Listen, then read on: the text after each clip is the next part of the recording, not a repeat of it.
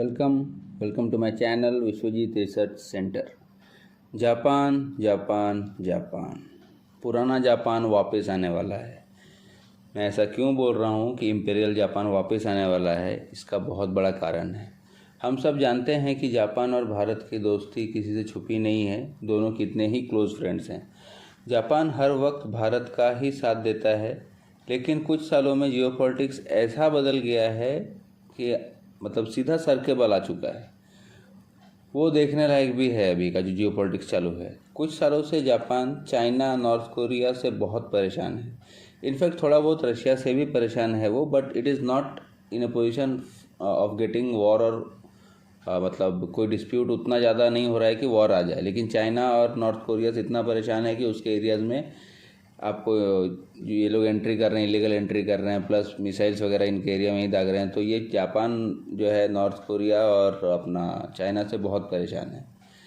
इसके बाद भी जापान ने अपना चीज़ एक समझा और देखा कि आप पहले क्या कर सकते हैं। ठीक है, जापान ये भी समझ चुका है कि if we are dependent on others, अगर हम दूसरे के ऊपर निर्भर हैं तो वो कितना दिन रहेंगे। इसके लिए जापान वापस से अपना वो ताकतवर रूप में आना चाहता है जो कि इम्पेरियल जापान के नाम से जाना जाता था। ठीक है, वो इतना समझ चुका है यूक्रेन रशिया युद्ध के बाद से कि कोई किसी का साथ देने नहीं आता है। Everybody is in their own glitches only, वो अपनी खुद ही परेशानियों में है। अगर कहीं कभी वॉर हो गया या लड़ाई हो गई, कोई हमारा साथ देने नहीं आएगा, हमको अपना ही साथ देना पड़ेगा, या फिर हमारे जो बहुत ही निकटतम दोस्त हैं, काफ़ी खास दोस्त हैं, वही आएंगे। ठीक है, जापान ये जानता है कि इधर पे पूरा एशिया पैसिफिक में अगर चाइना, नॉर्थ कोरिया, रशिया किसी कोई भी कंट्री को इन तीनों में से अगर काउंटर करना है तो India is the only option in Asia Pacific to counter China, Russia, किसी को भी आप बोलो। हम लोग ही इतना बड़ा पावर है कि किसी को भी कर सकते हैं। जापान अब तक तो इतना रुका हुआ था, फिर अब मैंने अपने पहले वीडियो में बताया था कि जापान अपना टेक्नोलॉजी अपना संविधान में चेंज ला रहा है इन टर्म्स ऑफ डिफेंस। वो अपने आप को डिफेंस के रूप में बहुत मजबूत करना चाह रहा है पहले की तरह अपना। जापान अब उसका संसद में, अब मैंने पहले वीडियो में बताया था कि वो एक पासिंग के लिए बिल डाला है कि हम अपना टेक्नोलॉजी शेयर कर सकते हैं अपने फ्रेंडली कंट्रीज़ को, फ्रेंडली दोस्तों को। तो भारत उनमें से सबसे ऊपर आता है और भारत को देने के लिए ये चीज़ें जो उसके संसद में है पास भी कर दी गई हैं कि you can give technology to India, Japan दे सकता है। इसमें इंडिया मोस्टली प्रीफर कर रहा है उसका मरीन टेक्नोलॉजी पे, नेवी में यूज़ आएंगी। ठीक है, जापान भी अब भारत को अपनी टेक्नोलॉजी देने को राजी हो गया है, जैसे मैंने बताया आपको। और ये भी उसने कहा है कि हम लोग साथ में मिलकर हम अपना हथियार बनाएंगे या डिफेंस कोऑपरेशन हम करेंगे।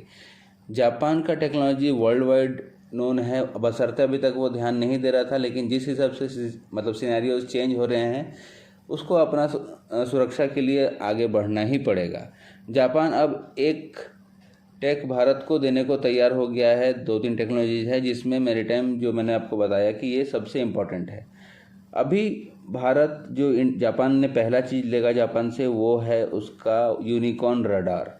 यूनिकॉर्न रडार लेगा विथ ट्रांसफ़र ऑफ टेक्नोलॉजी, और सबमरीन्स में भी वो चाहता है कि जापान इंडिया के साथ मिलकर बनाए और इंडिया के साथ ही वो दूसरा डिफेंस कोऑपरेशन भी करे। अब उनके पास तो ये संसद में पास हो गया है कि वो तैयार हैं अपना टेक्नोलॉजी देने के लिए भारत को। डिफेंस मिनिस्ट्री और नेवी के बड़े बड़े डेलीगेट्स भी आपको सबमरीन टेक्नोलॉजीज के साथ, सबमरीन के जो प्रोजेक्ट हमारा है 75I जो बहुत दिनों से लटका पड़ा है, उसमें भी जापान को इनवाइट किया गया है। As you have change your law, उसको बोला गया है जापान को कि आपने जैसे अपना लॉ चेंज किया है तो आप आइए और हमारे प्रोजेक्ट 75 में हमारा हेल्प कीजिए for making next generation submarines. ठीक है, अभी जापान और भारत ने एक डील भी साइन करने वाले हैं जिसमें मिलकर वो डिफेंस इक्विपमेंट्स भी बनाएंगे for export to the friendly countries, और जापान और इंडिया मिलकर अपने नए नए हथियार विद एडवांस टेक्नोलॉजीज भी बनाने वाले हैं। और ये इंडिया के लिए बहुत अच्छी बात है क्योंकि जापान का technology is the best in the world, you can say. ठीक है, और मैंने जो बोला था वो अभी सच भी हो रहा है। और एक बात आपको बता दूं, इंडिया के लिए बहुत अच्छा चांस है, we should grab this opportunity. हम लोगों को ये अपॉर्चुनिटी छोड़ना नहीं चाहिए।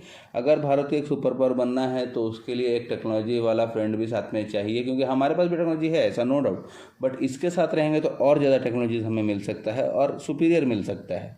ठीक है, अभी इंडिया तो अपना जो मतलब दुश्मन है, पाकिस्तान को तो हम काउंट ही नहीं करते हैं। अभी अपन सिर्फ देखते हैं चाइना की तरफ, बाकी हम मतलब हमारी इंडिया की दुश्मनी तो किधर से है भी नहीं, तो पाकिस्तान को तो कंसिडर करना भी नहीं है अपने को। लेकिन चाइना को अगर हमको कंसिडर करना है, we have to make our navy fleet best and stronger, क्योंकि हमारा नेवी चाइना के नेवी के सामने एक्चुअली बहुत कमज़ोर है। दे कैन आउट नंबर अस, तो ऐसा नहीं है, लेकिन हाँ हमको उसका कैटेगरी में आगे ही जाना चाहिए और हम लोगों को उससे एडवांस ही रहना चाहिए चाइना से। ठीक है, जापान ने अपने संसद में जो कहा है कि हम लोग भारत को जो बिल पास हुआ है उसमें हम इंडिया को साथ टेक्नोलॉजी भी शेयर करेंगे, हथियार भी बनाएंगे, डिफेंस कोऑपरेशन में और ज़्यादा लेंगे और पैसा भी देंगे इन वेरियस प्रोजेक्ट्स, ये उनके यहाँ पास हो चुका है। अभी सबसे पहला चीज़ जो भारत के पास आने वाला है इन मैरीटाइम मतलब नेवी के लिए, वो है यूनिकॉर्न एंटीना। जैसे मैंने आपको पहले ही बताया, ये एंटीना ऐसा है कि नेक्स्ट वारशिप्स के ऊपर लगा दो, जो मतलब डिस्ट्रॉयर वगैरह है, इसके ऊपर आप लगा देंगे तो ये रडार में पकड़ में ही नहीं आएगा, ये दूर से ही ओझल हो जाएगा, मतलब दिखेगा ही नहीं रडार में कि ये है कहीं। इसका कैपेसिटी इतना है।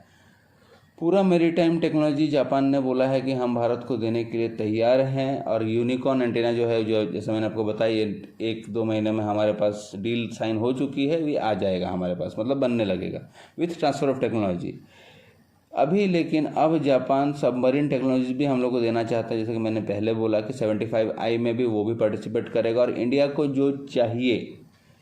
जो चीज़ चाहिए हम लोग सबमरीन्स में, जो चीज़ हम लोग को रिक्वायरमेंट है फॉर AIP सिस्टम और लिथियम आयन बैटरी का, ये उसके पास प्रूवन है। और जापान से अच्छा डीजल सबमरीन किसी के पास नहीं है, US के पास भी नहीं है इससे अच्छा टेक्नोलॉजी वाला सबमरीन्स, डीजल सबमरीन्स की बात कर रहा हूँ मैं। ठीक है, ये दोनों चीज़ें भारत के पास चाहिए और जापान के पास है। उसके जो 2 सबसे बेस्ट क्लास के सबमरीन्स हैं, सोर्यू क्लास और ताइगेई क्लास, दोनों ही इंडिया को ऑफर करने वाला है। मैंने पहले वीडियो में भी बोला था कि हाँ, अगर जापान आ रहा है तो इससे अच्छा टेक्नोलॉजी किसी का नहीं है। इन टाइप्स ऑफ मैरीटाइम्स में तो कोई भी नहीं है इसके आगे।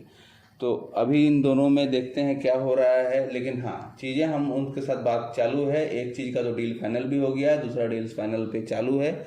जैसे ही हो जाएगा मैं इस खबर पर नज़र बनाए हुए हूँ, क्योंकि जापान से अच्छा टेक्नोलॉजी और सबमरीन्स और नेवी वॉरफेयर में कोई नहीं है। और वो जापान अपना ताकत वापस बढ़ाना चाहता है, क्योंकि US के ऊपर से उसका भरोसा उठ चुका है। उसका सिर्फ अभी भरोसा है भारत भारत भारत।